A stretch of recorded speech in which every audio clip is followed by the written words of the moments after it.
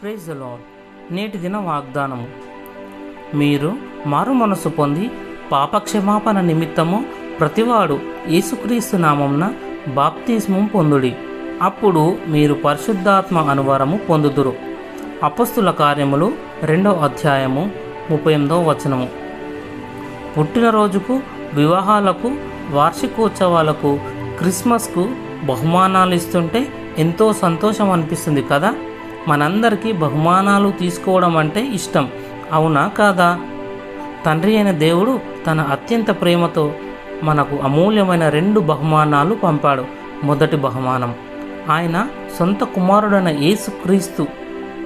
నా నామమందు విశ్వాసం ఉంచిన వారికి ఈ బహుమానం లోకమంతటి కొరకు ఇవ్వబడింది. 2వ వరం, పరిశుద్ధాత్మ. ఈ బహుమానం మొదటి బహుమానాన్ని స్వీకరించిన వారికి ఇవ్వబడుతుంది. ఈ 2 బహుమానాలు పొందిన వారెంతో చాలా ధన్యులు.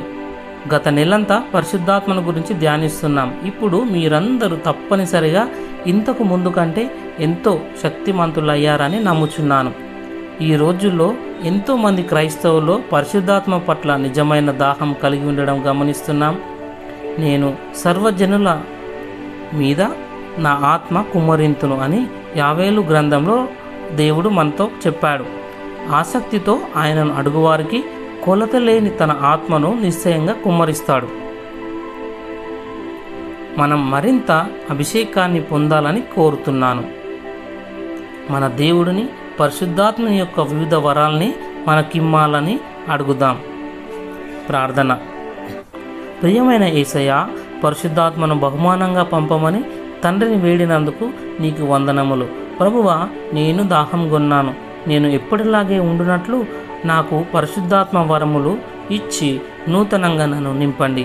సాటిలేని పరిశుద్ధ నామంలో ప్రార్థిస్తున్న తండ్రి, ఆమెన్.